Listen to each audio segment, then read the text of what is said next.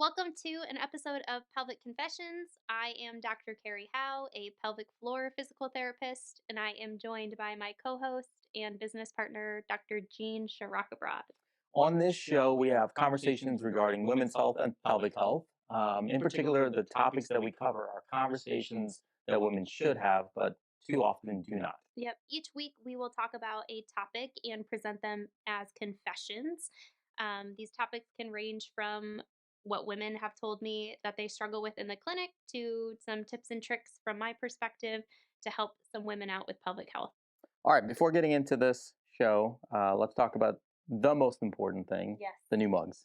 Yeah. It's March, so we have St. Patrick's Day. We have birthdays. Birthdays. My entire family is birthed in March.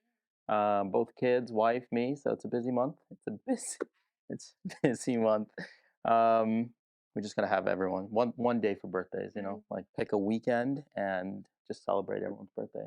Don't you feel a little gypped out? Yeah, that was me being Oh, idealistic. It okay. doesn't happen. You can each have your own week. Everyone wants their own That's how it day. is. I don't care, but the kids need their ideal days. St. Patrick's Day, mugs, and as always, more pelvic health topics to Yes. talk about.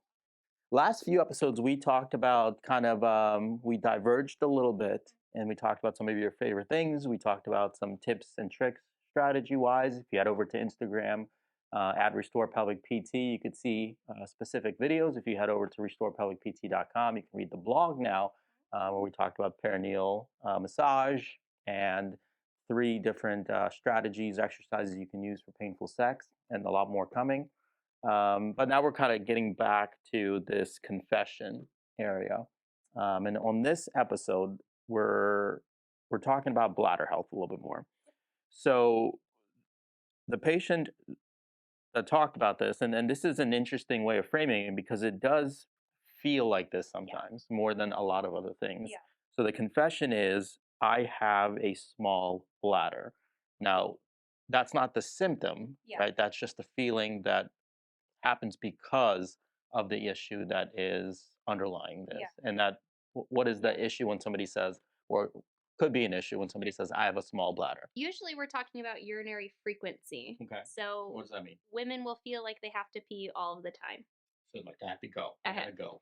Yeah, yes, it can fall into that. There's urinary frequency, which means you're peeing a lot. Yeah. There's urinary urgency, which is that strong sensation of like, oh my gosh, I have to go or I'm gonna leak on my way. They go hand in hand, but they are different.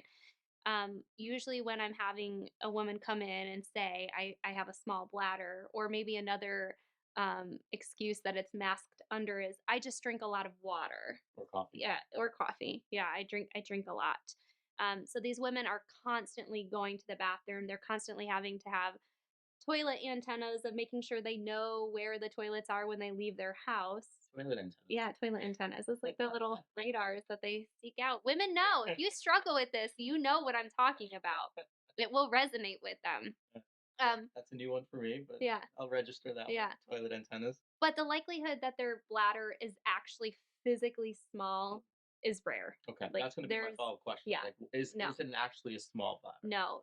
What has happened is it feels small, and they've trained their bladders so that it doesn't like to stretch Yeah. and hold. The bladder itself is designed to store urine, and it's supposed to stretch and fill. Mm. And when we're constantly peeing all the time, not allowing that bladder to fully stretch to its capacity, it loses that compliancy or that flexibility, so to speak. Sure. Yeah. So it's essentially functionally small, right? Correct. Structurally, it is what it is, but because you adjust your function, very similar to exercise and being in shape, right? If you do less and less, you adapt to Yes. the demand you put on your system, and then if you try to do more, then you're like, wow, I'm really out of breath. So kind of similar to that. So what can women do to start kind of working through that?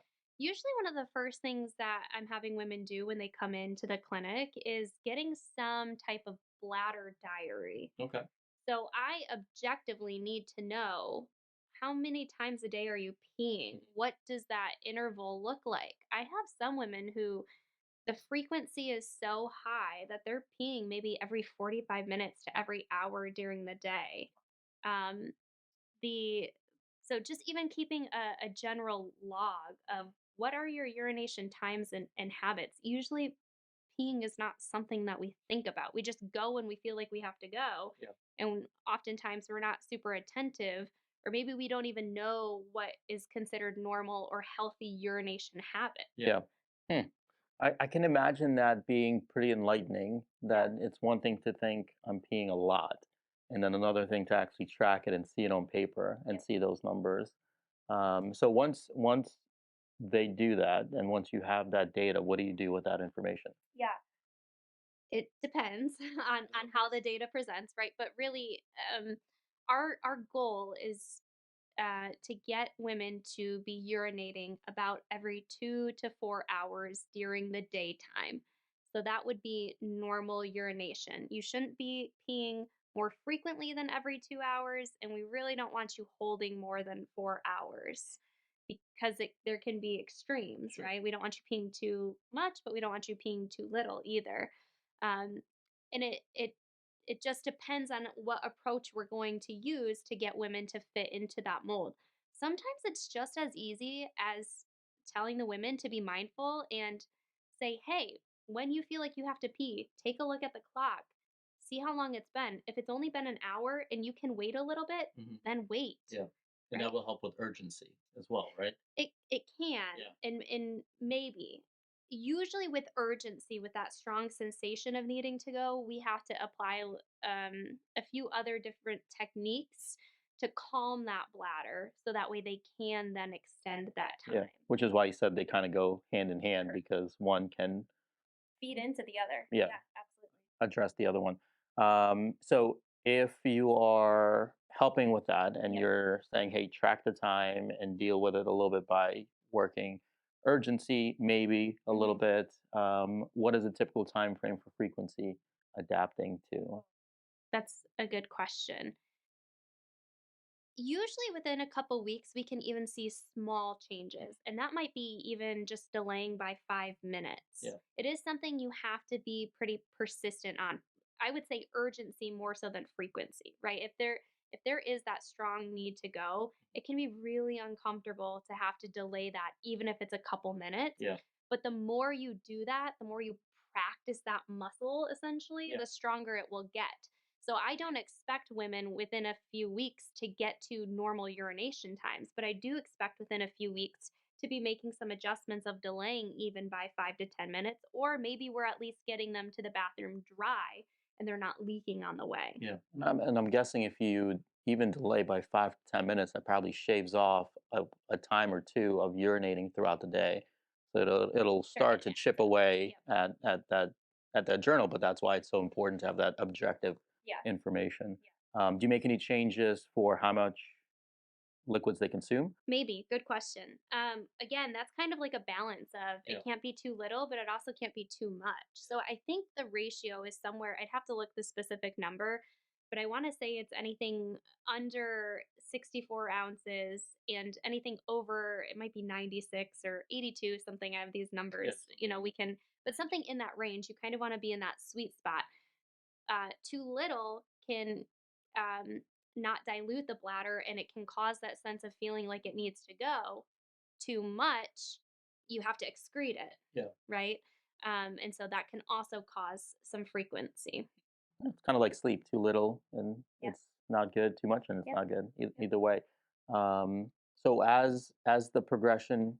happens, when do you typically say, thanks for the bladder journal, let's move away from that? Like what's a typical time Okay. for Yeah. keeping the bladder journal? So usually I'm at the very start, I'm usually only asking for about 2 or 3 days Okay. because it's very tedious to Yeah. keep track of this Yeah. Well, stuff. that makes it less daunting, right? Yes. Because I'm sure if somebody's listening, they're like, Yeah. I don't really want to track Yep. all my pee all the time. Correct. But 2 to 3 days, that's 2 to 3 realistic. days. And then they normally have a pretty good idea of if they're making improvements in terms of can they stretch a little bit longer. And then maybe we follow that up again a month or two down the road, or if they feel pretty confident in checking their clock and saying they're within that healthy range, Yeah. then we don't need to follow it up. But the bladder diary can be super tedious. And it can be as basic as just keeping track of the times that you're urinating to as complex as keeping track of the liquids you're consuming Mm. and was there any urgency? Did you have any leaking? How much were you eliminating? Yeah. That's another thing to kind of touch on. When you're peeing, you should be excreting about a good 8 to 10 seconds at a minimum.